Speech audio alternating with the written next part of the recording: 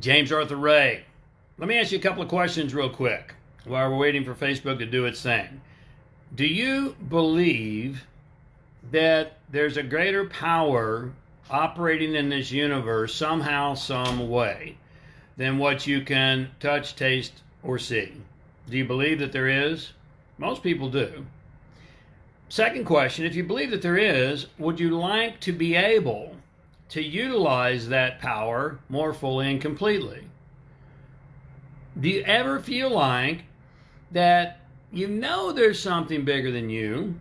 And by the way, even quantum physics tells us this now, not just the spiritual traditions, which they do and they have forever, but quantum physics tells us this as well, is that there is a greater power than us, but do you ever feel frustrated or confused as to how to utilize it? Because maybe you've been taught to pray and it doesn't seem to work. Maybe you've been taught to use certain practices and it doesn't seem to work. Maybe you've been taught to meditate and it doesn't seem to work. Well, if you answer yes to any of those questions, then hang tight and buckle up, because we're going to talk about that here, more about that in just a couple of minutes. But while we're waiting for people to roll in, hey Sandy, and make sure and say hello when you come in. And if you have questions, put them down below and I'll come back and answer them after the fact. But here's the thing. Quick 3 things before we get started. Number 1, if you're not yet following me on YouTube, check it out. James Arthur Ray. There's over 200 hours, over 200 videos of everything you can imagine, from spiritual power to practical results and everything in between on YouTube. So follow me on James Arthur Ray if you're not yet doing that. Number 2, if you're not following me yet on our new Instagram channel, it's called James Arthur and Bear, B-E-A-R, Ray. Hey, Charles. James Arthur and Bear Ray. That's my wife and I's brand new Instagram channel. So follow us there. We put different things on different channels. Follow us on Instagram if you're not yet doing that. Third thing, if this video touches you in a powerful and positive way, hey, Anand, it is a great evening. In a powerful and positive way, then just bless the people that you care about by hitting the share button. Just help me help you, help those that you love and care about. Hit the share button. It's really easy. You be the judge if this hits you in a powerful and positive way. All right, now let's come back, because the title of today is Spiritual Power, Practical Results. So let me ask you the questions again. Do you believe that, hey Jacqueline, do you believe that there is a greater power operating in this universe than what you can touch, taste, or see? If the answer is yes, then second question is, would you like to be able to tap into that power more fully and completely to create results in this world? Do you ever feel frustrated or confused about how to do that? Hang on, Janet. Thank you for being here. Hang on, because we're going to talk about how to do that. Do you feel frustrated, confused? Hey, Rochelle, we miss you. Let's see you tonight. As to how to tap into that. Because let's face it, even quantum physics now tells us. Spiritual traditions have told us since antiquity that there's a greater power. I don't care what tradition you look at, they tell us there's a greater power. But quantum physics even tells us that now too. And if you know my work, you know I'm a great fan of quantum physics, because quantum physics is the mysticism of the 21st century. So first of all, if you want to use this spiritual power to create more results in the world, then you have to understand what spiritual power is. And let me just tell you what spiritual power is not. Spiritual power is not religion. Now, there's nothing wrong with religion. Religion can sometimes help you connect to a spiritual power, but religion and spirituality are completely different things. We can talk more about that at another time. Spirituality is not a practice.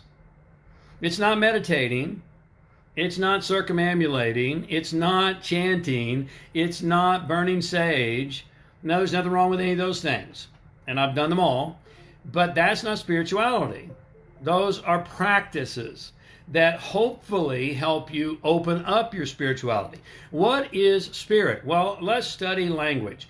Look at Latin. Go back to the origins in Latin of the word spiritus, and that translates as breath.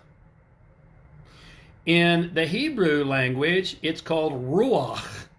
And if you're Jewish, give me a break, all right, because I'm not. But ruach is translated as air or breath. In the Eastern traditions, it's called prana, which again is breath or air. So I could go on and on. But the point is that true spirituality, spirit, is the breath. It's the life force. It's the animating principle. How long are you with me on this? Give me a hands up or give me a heart or something if you're following here, because this is important. How long are you going to, thank you, Jacqueline, how long are you going to survive, much less thrive, hey, Cali girl, if you don't breathe? Well, not very long. So true spirituality is being filled with spirit, which is the life force, the animating principle. Now, what do most people do? What are you doing? Are you operating from life force or are you operating from effect? Most people are operating from effect, particularly in today's world. Oh my God, I got to wear a mask and I'm locked down. I can't do what I need to do, and my business is off, and on and on and on and on. And I'm not downplaying that, guys. All right, I'm dealing with that too. But that's the effect. It's not the cause. Let's remember that spirit is the cause. And so, look, we have a lot of our Project Stay Home members here tonight. If you want to flesh this out tonight, bring some questions, and we'll talk about it more fully and completely tonight. But nonetheless, spirit is the cause. Physical is the effect. Now, all the way back in my New York Times bestseller, Harmonic Wealth, I wrote about going 3 for 3. And maybe you've read it. It's about having your thoughts, your feelings, and your actions all congruent, all firing in alignment. You look at anyone who's going and creating what they desire and deserve. I don't care if they're in India, Anand, or I don't care if they're in California or if they're in North Dakota. You look at anyone who's creating, or in China. You look at anyone who's creating what they desire and deserve, they're going 3 for 3. Their thoughts, their feelings, and their actions are all firing in alignment. You look at anyone who's not creating what they desire and deserve, then they're maybe going 1 for 3. They might be so spiritual and they can really meditate really well, but they're feeling off and they're not acting. They're not going to get what they desire and deserve. And then on the flip side of the coin, there are people who are taking big action. I got to market. I got to sell. I got to get the latest program. I got to read. I got to study. I got to meditate. All those things. And yet they're still feeling off and they're not connected to the ruach, if you will, in Hebrew, or the prana, or the life force. Because they're looking to use their own power versus the power. Does that make sense to you? Big difference. If you're looking, and I've been on both sides of the equation, guys, I know. If you're using your own power, you're going to run dry. That's why 43% of the people surveyed are exhausted. Exhausted. Too exhausted to perform in their daily work, according to Gallup polls. 43%, that's almost half the population, and it's probably bigger than that, quite frankly. And so you've got to go 3 for 3. Now, let's break this down and make it more granular. You live in 3 worlds. You live in the spiritual world, you live in the mental world, and you live in the physical world. Are you with me on this? You are a spiritual being operating through the mental capacities of intellect and emotion, and you're bringing something into the physical world, dependent upon the first 2 drivers. So how does spiritual, mental, physical? Now, let's bring this all together. I talked about think, feel, act. How do they correspond? Well, thinking, where's that? That's in the mental world. Now, here's where personal development is getting it so wrong. How many times have you heard someone say, change your thinking, change your world, change your thoughts, change your reality? What you think about comes about, on and all these little memes and ditties. And it's partially true, but it's not really true. Because when you're only changing your thoughts, that's the mental world. It's leaving out the spiritual world, and it's leaving out the physical world. Let's go back. Think, feel, act, right? Thinking applies to the mental world. That's right in the middle between spirit and form. Feeling is the spiritual world. You can't touch it. You can't taste it. You can't see it. You can't smell it, but you can feel it. You can feel it. Your feelings are the engine. They're the prana. They're the life force. It's tactile. You get me on this? You feel. And what are most people doing? They're thinking positive, feeling negative. They're thinking and saying all kinds of positive things, but they're feeling doubt and insecurity. And then obviously action is the physical world. So here we have it. Spiritual, mental, physical, think, feel, act. You follow me on this? And until those are congruent, all of them are congruent, you're not going to even come close to your potential. You're going to fall way short of what you desire and deserve. Now, there's a whole host of things that you can do. And those who work with me can tell you that we talk about these, we work on these, we experience these all the time. You've got to change the engine. You say, well, I got to take more action. Yeah, but you see, your psychology always drives your strategy. How you think and feel is always going to determine how you act.